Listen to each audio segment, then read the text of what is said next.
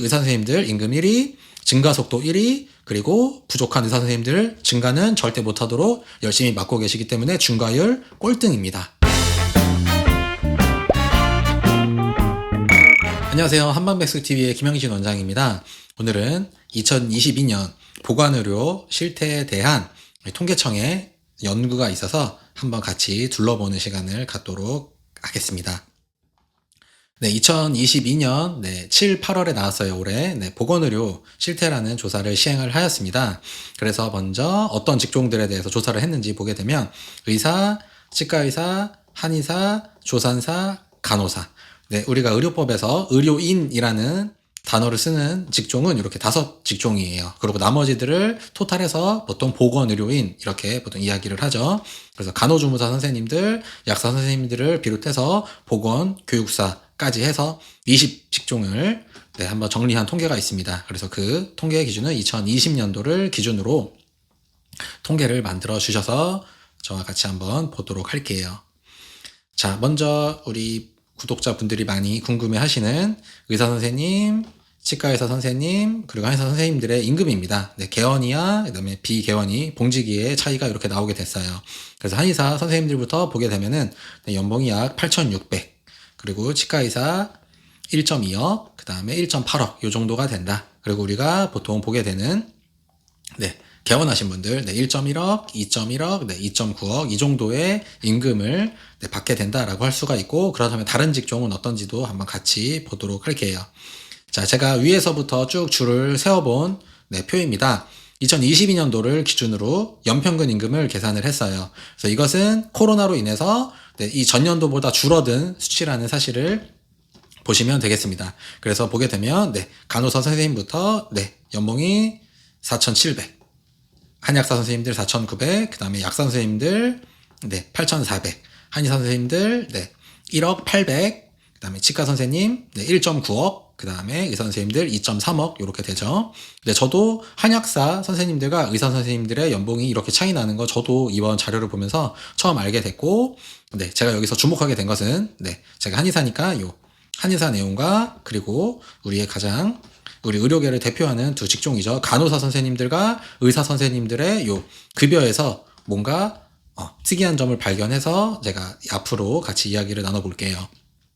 자, 한의사 선생님을 1로 뒀을 때 그 비율을 한번 보게 되면 치과 선생님들은 한의사 선생님보다 약 1.8배의 돈을 임금을 받는다. 그리고 의사 선생님들은 2.1배, 그럼 반대로 약사 선생님들은 0.8배, 그리고 한의학사 선생님들은 0.4배, 그리고 간호 선생님들은 약 0.4배 정도로 받게 되고, 제가 관심을 가졌던 건 한의사 선생님, 그리고 의사 선생님, 그리고 간호사 선생님, 여기에서 이 차이가 약 5배 정도가 되죠.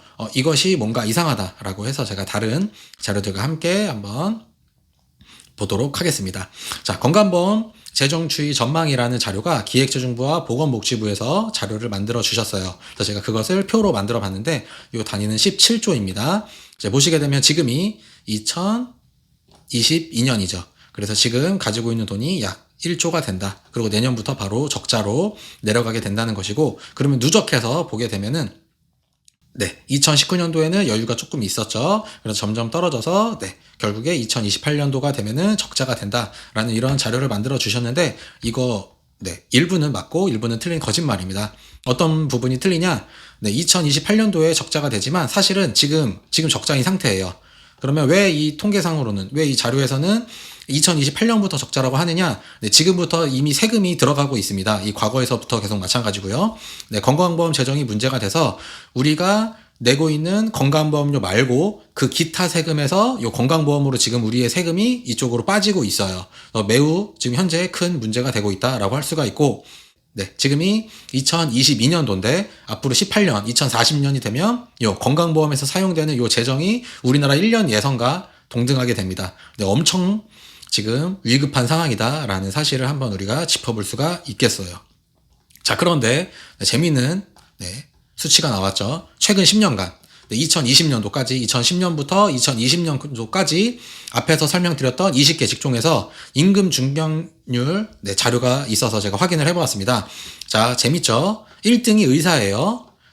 임금이 제일 높은데 거기에서 임금 증가율도 제일 높다. 네, 연간 5.2%만 됩니다. 어마어마하죠. 그리고 제가 역시 지켜보는 의사와 간호사 선생님들을 봤는데 연간 4.4%다. 우리나라의 물가 상승률과 거의 비슷한, 크게 증가하지 않고 그냥 그 정도 수준이라고 볼 수가 있고, 네, 이것은 제가 요 직종이 있다 보니까 네, 공동 꼴등을 했어요. 한의사 선생님들이 지난 10년간 연간 2.2%의 성장을 했다. 우리 물가 상승률과 비교해 보면은 네, 성장을 한 게 아니라 이미 감소했다라고 생각할 수가 있겠고, 이런 차이를 보면서 제가 무언가 이상하다라는 것을 느끼게 되었습니다.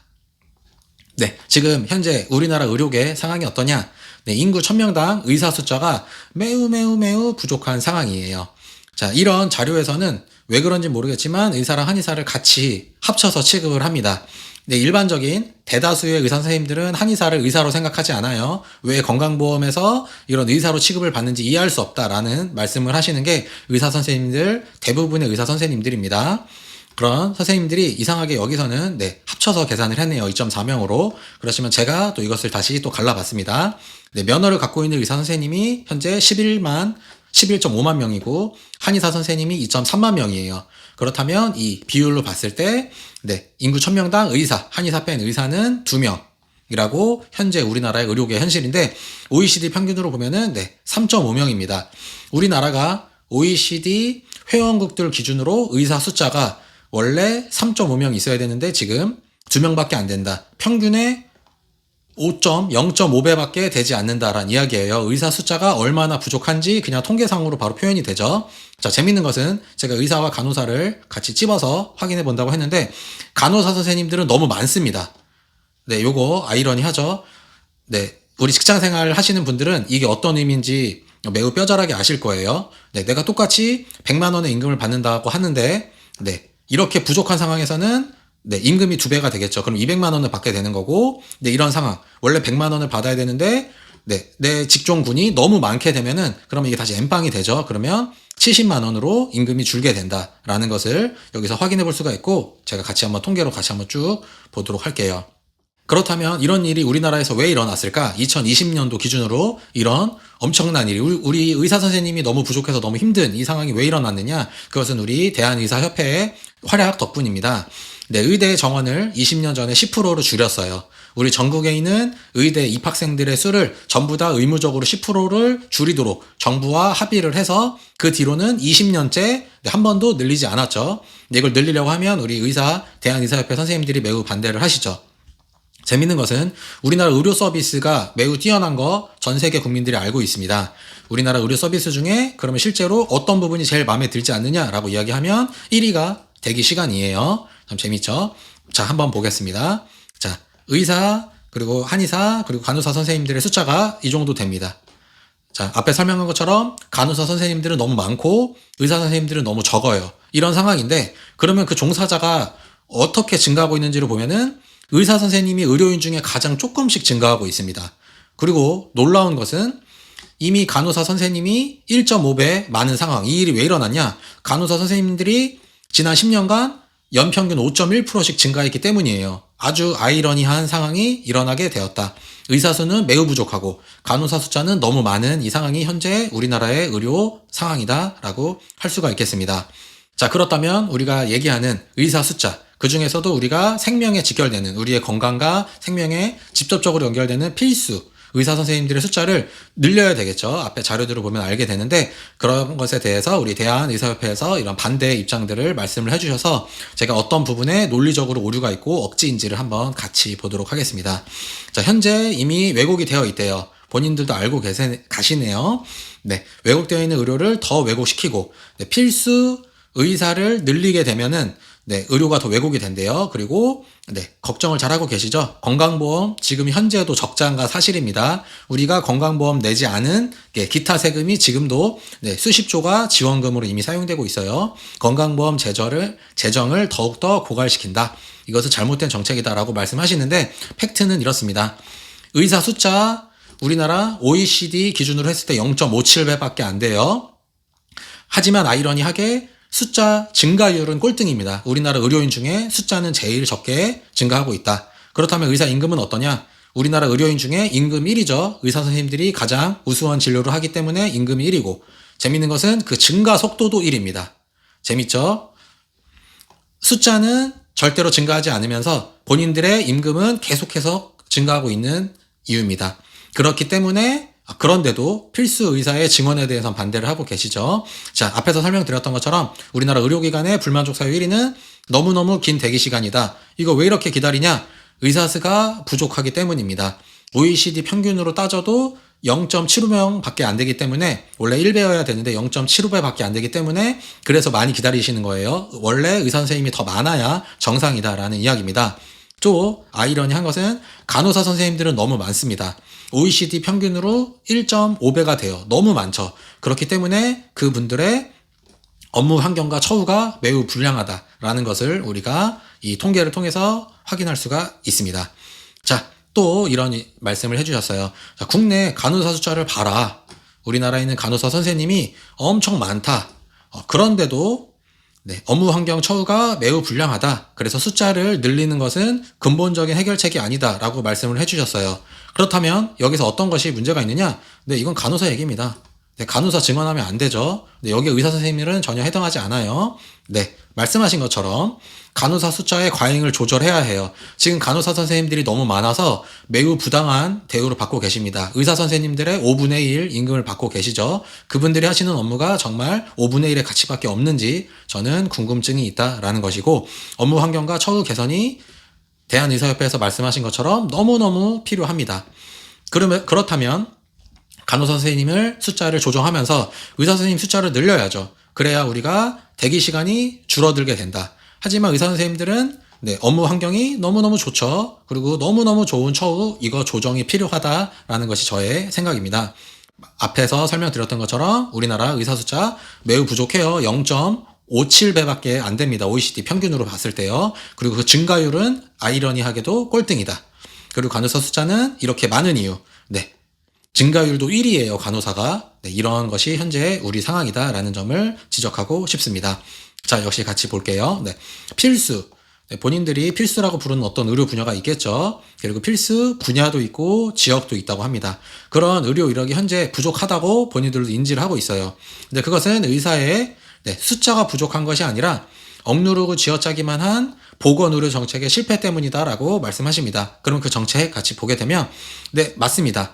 필수 의사들에 대해서는 억누르고 쥐어짜기만 하는 정책이 문제가 있는 것이 맞아요. 이 부분은 맞는 말씀인데, 그렇다면 불필수 의사들에 대해서는 진료를 권장하죠. 대우가 너무 지나치게 좋습니다. 우리 건강보험 재정의 적자의 문제의 가장 1번 원인이에요. 그리고 너무 권장하죠. 그리고 응원하죠. 엄청난 임금 받으면서 현재 그 증가율도 1위이기 때문에 그런 것을 말씀드리는 겁니다. 그래서 우리 정책에 문제가 있다. 문제가 있는 것만 사실이다라는 말씀입니다. 앞에 그래프에서 본 것처럼 2028년도에 건강보험 파산이 예정되어 있습니다. 물론 그때가 되면은 우리 세금으로 다시 또 메꾸게 되겠죠. 하지만 제가 말씀드렸던 것처럼 현재 2022년 현재 사실 원래 지금 파산된 거 맞아요. 우리 다른 세금으로 현재도 엄청나게 메꾸고 있다. 그것이 들어가는 비율의 1위가 우리나라 의사 선생님들에게 들어가고, 그 선생님들의 임금이 최근 10년간 가장 빠르게 증가했다. 그리고 의사 선생님들의 숫자, 그 부족한 의사 숫자가 증가하는 것은 전체 의료인 중에 꼴등이다 라는 점을 짚고 싶습니다. 자, 그리고 이렇게 말씀해 주셨어요. 우리나라 공공의료가 취약하다고 말씀하시네요. 잘 알고 계세요. 이것은 공공의대나 공공의료기관이 부족한 것이 아니라 우리나라 전문가에 대한 이해 그리고 존중이 부족하다라고 말씀을 해주시네요. 자, 그렇다면 전문가에 대한 이해와 존중이 지금 어떠냐? 미흡한 거 맞습니다. 자, 필수 의사 및 전문가, 앞에서 말씀하셨던 필수가 어떤 거냐? 제가 흉부외과 의사, 응급의학과 전체 의사 선생님들 중에 차지하는 비율이 약 이 정도 됩니다. 우리가 생각하는 우리의 생명을 살리기 위해서 막 엄청난 수술을 하시고 실제로는 아주 박한 대우를 받고 계시는 분들의 비율이 의사 선생님들 중에 99%가 이거 아니란 얘기예요. 그리고 이런 의사 선생님들에 대해서 나머지 불필요한 의사 선생님들의 이해와 존중이 미흡하다. 우리 국민들의 존중과 이해가 부족한 게 아니라 그 나머지 99%들의 이해와 존중이 부족하다는 거죠. 제가 왜 그렇게 생각하냐? 필수 의사를 증언하자는 정부의 정책이 나오면 갑자기 밑도 끝도 없이 국민의 건강과 생명에 문제가 된다면서 바로 파업을 하십니다. 여기서 제가 얘기하는 99.9%의 선생님들이 이런 짓을 하시죠. 네, 그러면서 담보로 하는 것은 국민의 건강과 생명이죠. 네, 필수 의사를 증원하는 거에 대해서는 파업도 불사할 정도로 이렇게 노발대발 하시면서 필수 의사들에 대한 이해가 필요하다라고 하는데, 네, 우리 알고 있는 권역 외상센터 매우 부족하죠. 그리고 여기서 근무하시는, 여기서 수술을 하시는 외과 전문의 선생님들 너무 부족하죠. 그런 선생님들이 부족한 거에 대해서 나머지 99.9%의 의사 선생님들이 말씀하시냐? 전혀 말씀하지 않는다. 파업 전혀 하지 않는다. 그러면서 99.9%의 임금은 계속 상승하고 있고 지금도 1위고, 네, 그 숫자, 본인들의 임금을 보호하기 위해서 그 막는 비율도 1등이다라고 말씀을 드리겠네요. 임금 1등, 네, 증가 속도 1등, 그리고 그들의 숫자는 전혀 증가하지 않는다라는 말씀입니다. 네, 역시 이런 말씀을 해주셨어요. 우수한, 네, 비우수한 의료 인력이 있나 봐요. 네, 우수한 의료 인력이 낮은 처우가 문제다. 그래서 공공 부분으로 의료가 진행되지 않는 것이다. 그리고 관료제가 문제다. 효율이 떨어지기 때문에.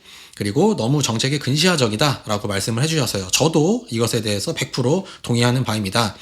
우수한 필수 의사에 대해서 대우가 너무 낮고, 네, 효율적이지 않죠. 너무 비효율적인 제도들이 맡고 있고, 그리고 그 대우가 너무 근시안적이다. 이것도 맞는 말씀 해주셨네요. 그렇다면 제가 우수한 필수 의사의 비율을 한번 앞에서 설명드렸던 것처럼 보게 되면 흉부외과 의사 그리고 응급의학과 의사가 전체 의사에서 0.03%다. 우리가 대부분 알고 계신 분들은, 네, 우리 국민의 생명, 우리가 알고 있는 그런 그 멋있는 의사 선생님의 그 모습이 아니에요. 그분들은 0.03%고, 제가 항상 우리 대한의사협회에서 요런 류의 주제가 나오면 항상 팔고 있는 이국종 원장님이 외과 의사시고 그 중에서, 네, 외상외과 전문이신데 이분들은 따로 통계가 나오지도 않을 정도로 매우 극소수입니다. 의과에서 그냥 소아외과, 외상외과, 이식외과 이런 등등의 외과들이 그냥 분과로 존재하지 외과 안에서도 매우 극소수다. 별개로 인정도 하지 않는다라는 이야기입니다. 그렇다면 여기서 말씀해 주셨던 우수한 의료 인력은 이렇게 낮은 처우와 대우를 받고 있는데, 우리 열등한, 우수하지 않은 것은 열등한 거죠. 그런 비필수 의사 선생님들은 매우 높은 처우를 받고 있고 엄청난 효율적인 제도 안에서, 네, 매우 장기적으로 본인들의 밥그릇을 보호하기 위한 엄청난 제도 속에서 살고 계시다. 그것은 여기서 그냥 알고 있죠. 임금 의사 선생님들이 1등, 그 임금의 증가 속도도 1등 대단하네요. 그리고 우리나라 의사가 매우 부족한데 그 증가도 막고 있다. 이런 상황이라는 것을 알리고 싶습니다. 네, 계속 같이 보면, 네, 항상 이럴 때 얘기하죠. 민간에 있는 의료기관의 지원을 확대해라. 공공으로 하지 말고 민간에 더 돈을 더 갖다 달라 라고 말씀을 하셔서, 그래야 민간이 합동으로 해서 공공 보건의료 체계가 더 효율적으로 운영이 될 것이다 라고 말씀을 하십니다. 네, 일부 맞죠. 네, 필수 민간 의료기관의 지원을 더 필요한 상황입니다. 이분들의 처우 우리가 상상하는 것보다 너무 매우 낮습니다. 오직 그냥 사명감 때문에 살고 계시고, 우리 이국종 원장님으로 대표되는 그런 것들, 네, 다큐멘터리나 뉴스를 통해서 우리 국민분들, 우리 구독자분들이 많이 알고 계세요. 자, 그럼 이거 어떻게 해야 되냐? 어떻게 강화해야 되냐? 나머지를 줄여야죠. 이미 지금 적자입니다. 지금 적자인데 뭐 어떻게 더 지원을 할까요? 네, 세금을 더 걷어야 된다는 말씀일까요? 네, 불필요한 민간 의료기관에 대해서 너무 많은 지원을 하고 있습니다. 이거 지원을 줄여야 이 돈이 일로 가겠죠.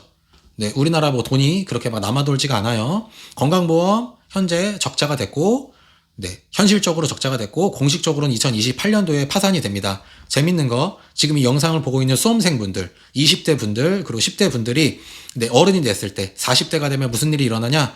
네, 건강보험 예산이 우리나라 국가 예산과 맞먹게 됩니다.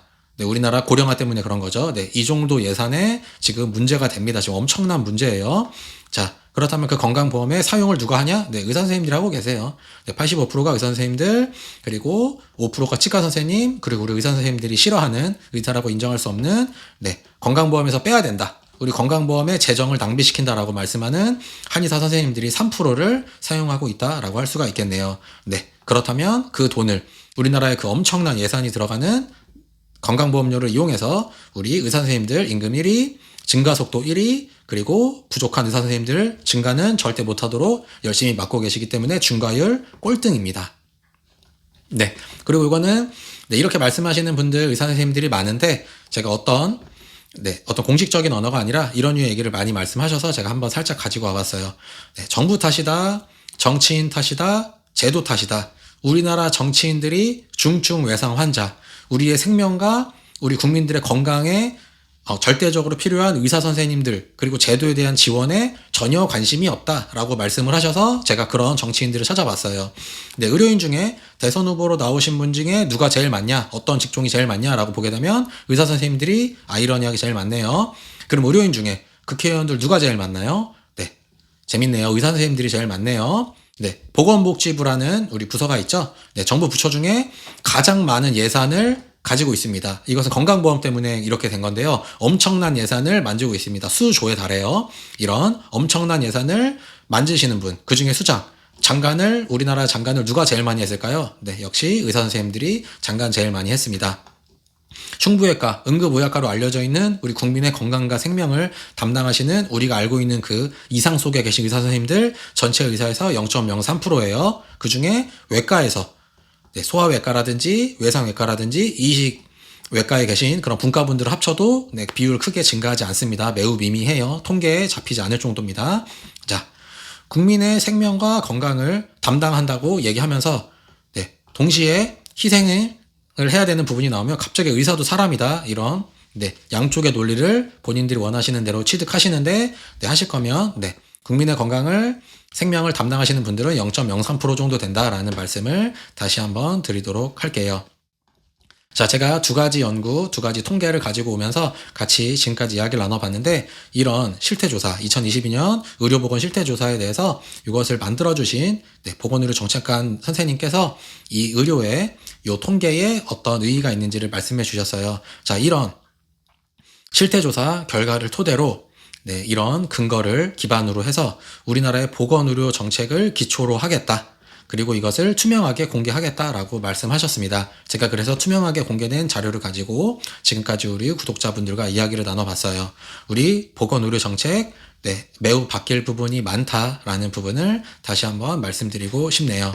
자, 앞에서 항상 우리 부당한 대우, 의사 선생님들의 부당한 대우를 맡게 될 때 우리가 떠올리는 건 바로 이런 선생님들인 거죠. 근데 99.9% 이상의 선생님들은 왜 이런 선생님일까요? 이것에 대해서 제가 한번 짚어보고 싶다. 왜 본인들의 권리를 따질 때는 여기 코스프레를 하면서 본인들의 실제 비율은 다 이쪽에 있는지에 대한 이야기입니다. 자, 저도 이 드라마 재밌게 봤는데요. 요 낭만닥터 선생님, 요 선생님의 진료를 보고 요 어린 친구가 나도 선생님 같은 의사가 되고 싶다 이렇게 말씀했던 내용. 그리고 이 선생님도 그 드라마에서 악역을 맡죠. 이 선생님도 의사 선생님입니다. 그냥 지나가던 나쁜 아저씨 아니에요. 이런 경우들이 있는데 이런 경우가 대다수면서 왜 본인들이 아니라고 얘기하는지, 그리고 이런 의사들을 늘리는 거에 대해서는 왜 그렇게 대단하게 결사반대를 하시는지 우리가 다시 짚어봤으면 좋겠습니다. 자, 제가 지금까지 했던 내용을 보시면 이런 두 가지 반응이 나올 것 같아요. 와, 너무 좋다. 와, 너무 진짜 엄청난 대우를 받고 있죠. 정말 무시무시합니다. 국민의 건강과 생명을 위해서 그분들이 너무 고생하시기 때문에 지금도 부족한 대우다라고 말씀하시는 분들도 있을 것이고, 수험생분들은 나도 그래서 되고 싶다라고 하시는 분들도 있을 것이에요. 부럽다, 너무 좋겠다라고 말씀하시는 분들이 있겠죠. 또 반대로 저처럼 문제가 있어요. 이것은 말도 안 되는데 이런 부당한 시스템이 존재한다는 것을 인정하시고 이것을 개선하는 정치인, 이걸 개선하자고 말하는 그런 공공인들을 지지하시는 이런 개선이 필요하다라는 이런 두 가지 반응이 있을 텐데, 저는 이런 두 번째 반응을 가지고 있고 이런 생각을 가지고 있지만 우리 구독자분들은 한번 제가 들려드렸던 이런 이야기, 그리고 또 한번 본인이 고민을 해보시고, 우리 국민이기 때문에 이런 정책들, 이런 방향들은 우리 국민들에 의해서 선택이 되는 것이죠. 그래서 우리 구독자분들이 한번 스스로 판단해 보셨으면 좋겠다라는 저의 의견을 마지막으로 오늘 영상을 인사드리도록 하겠습니다. 감사합니다.